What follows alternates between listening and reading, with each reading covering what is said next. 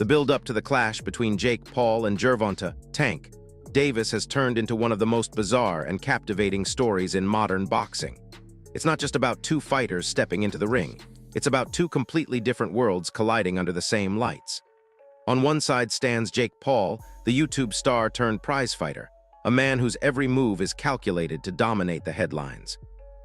On the other side stands Gervonta Davis, the embodiment of real boxing skill, a knockout artist groomed under the watchful eye of Floyd Mayweather himself. And now, with Mayweather officially stepping into Tank's camp, the entire fight has taken on a darker, more dangerous edge. Because if there's one thing everyone knows, it's that when Mayweather gets involved, it's not just a fight, it's a statement. Jake Paul tries to appear calm. He talks about health, mindset, and discipline. He mentions how great he feels, how he's never been knocked out, and how focused he's become after 5 years in the game. But behind that confidence lies something else: tension. It shows in his eyes, in the way his voice tightens when Mayweather's name comes up. Because Jake understands exactly what that means. Floyd Mayweather doesn't train people for attention. He trains them to win, and to win convincingly. The thought of Gervonta Davis stepping into the ring with Mayweather's tactical precision embedded in his style has sent ripples through the fight world. Mayweather's influence is the difference between instinct and mastery, between flash and substance. And that's where the problem lies for Jake. He's no longer facing a social media event. He's facing the entire legacy of modern boxing. The physical matchup itself is nothing short of strange. Jake Paul walks into the ring as a cruiserweight, a solid 200 pounds of power and size, while Tank Davis fights naturally at lightweight, around 135 pounds. The difference isn't small, it's a canyon. Height, reach, and muscle mass all tilt dramatically in Jake's favor. Critics are calling the fight a circus act, an exhibition that can't possibly be sanctioned as a true professional contest. Some insiders even claim there are unspoken agreements to limit the damage. Don't go for the knockout, don't risk serious injury, just make it entertaining. Yet others believe that when the bell rings, those rules will vanish. Because no matter what the contract says, pride is something you can't regulate. And with Mayweather in Tank's corner, pride will demand a statement. Chances are, Jake's bravado won't survive the opening rounds. Analysts like Chael Sonnen have made it clear. Tank isn't just representing himself, he's representing boxing. Sonnen says that this fight is about restoring balance, about showing that years of dedication and sacrifice can't be equaled by a YouTube career and a handful of novelty fights. He believes Davis's only job is to remind the world that boxing is not an illusion, that skill and discipline still matter. And that's exactly what Tank plans to do. With Mayweather guiding his training, his timing, footwork, and defense will sharpen to surgical levels. He's not preparing for a spectacle, he's preparing for precision destruction. But the controversy doesn't stop at the fighters. It extends to the entire sport. The Georgia Athletic Commission stepped in, confirming that Jake Paul's promotion had withdrawn its request for permits after acknowledging the dangerous weight gap between the fighters. Officials stated plainly that the matchup shouldn't have been promoted as a legitimate fight at all. Despite that, tickets are still on sale, and the event remains listed on major platforms. That's the paradox of modern boxing. Legitimacy doesn't matter as much as visibility. Promoters understand that in an age of viral moments, controversy sells better than perfection. To purists, that's the tragedy. They see Tank Davis, one of the most gifted fighters of his generation, wasting his prime years on spectacle instead of defending titles against elite competition. They argue he should be fighting names like Shakur Stevenson, Devin Haney, or Teofimo Lopez, fighters who could elevate his legacy rather than dilute it. Critics say Davis is following the Mayweather playbook for money without earning the same respect Mayweather built through risk. Meanwhile, Jake Paul continues to manipulate the business side of boxing flawlessly.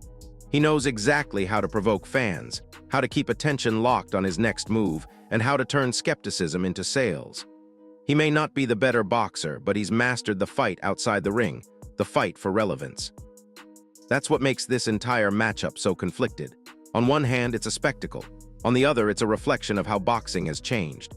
Traditionalists miss the days when fighters like Oscar de la Hoya, Evander Holyfield, and Roy Jones Jr. built legacies through competition, not controversy. Today, fans scroll past genuine fights to click on what looks exciting, what trends fastest. That's why promoters now chase attention instead of rankings. The sport has evolved into an ecosystem of content, where skill competes with spectacle for survival. Influencer boxing thrives because it sells emotion, not technique. And that leaves real fighters like Davis torn between protecting the art and embracing the business. The real heartbreak lies in the stories buried beneath the headlines. Fighters like Lamont Roach, who deserved a rematch after controversial decisions, are left on the sidelines while exhibitions take center stage. Competitors like Pitbull Cruz or Rolando Romero fight to stay relevant while Tank and Jake dominate the marketing space. Even the venue controversy shows how the industry bends when money is involved. One arena refused to host what it saw as a mockery of professional competition, forcing promoters to scramble for another location.